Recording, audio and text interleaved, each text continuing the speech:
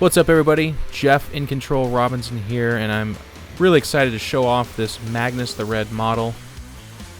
He is a Demon Primarch, which means he was originally a Great Primarch of the Thousand Sons, but he pretty much went insane, became a Demon Primarch, and all of his sons made a deal with the devil, so to speak, and were turned into dust, but also possessed dust. It's really good stuff.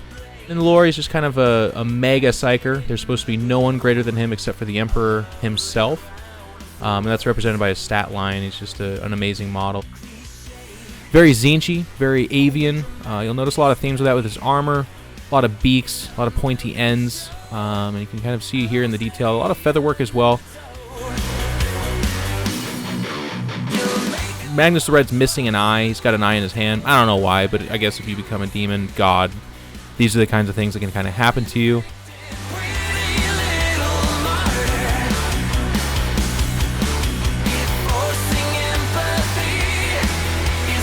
You can see his weapon is actually interchangeable. You can have a sword or kind of that spear staff thing. And that's because his weapon is basically just manifested from his mind. You can see it's kind of a snow base. Very, very Zinchi. A lot of the avian themes, a lot of detail in the armor.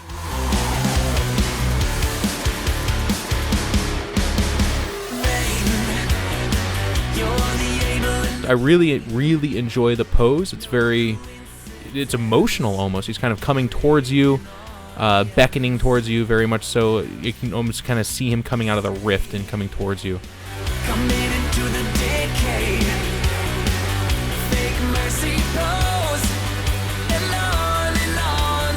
I don't really have a full demon army myself.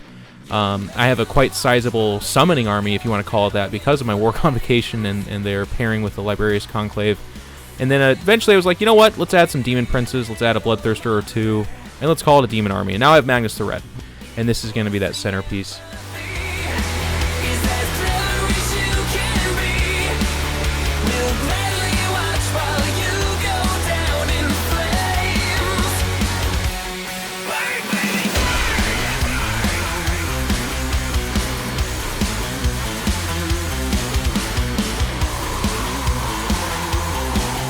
You can see here that he's painted up in the style of kind of the original Magnus the Red. When you see Games Workshop showing him off, this is a very similar color scheme.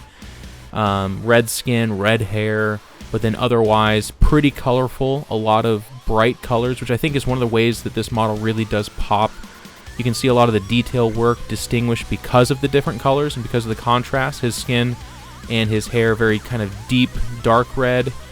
With some black in there. Actually, in the process of painting this, there were several shades that went into it to kind of create that contour and to create that depth, which I think is absolutely incredible.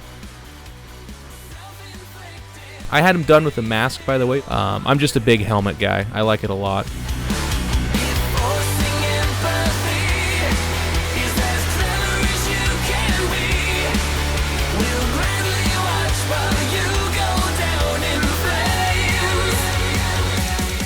This guy was actually done up in 2 days by Frontline Gaming's painting studio, and that is incredibly fast. And they did it not just fast, but to an amazing standard, as you can also kind of see here.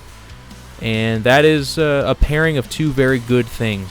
Why am I talking so much about Frontline Gaming's painting service? Well, in this year, 2017, we've decided to join forces. They are sponsoring the stream.